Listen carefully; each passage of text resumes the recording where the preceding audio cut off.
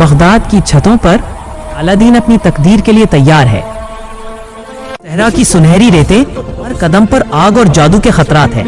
Aladdin और जीनू एक नया सफर शुरू करने वाले हैं। इसके साथ वफादार बांदर जीनू हर खतरे के लिए चौंकना है। हर मोड़ पर दुश्मन का साया, मगर अलादीन का हौसला और जीनू की वफादारी हर खतरे से महफूज रखती है।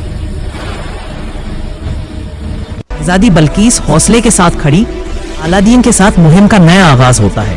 जादुई परिंदे और दुश्मन हमला करते हैं, मगर अलादीन और जीनू हर खतरा अबूर करते हैं।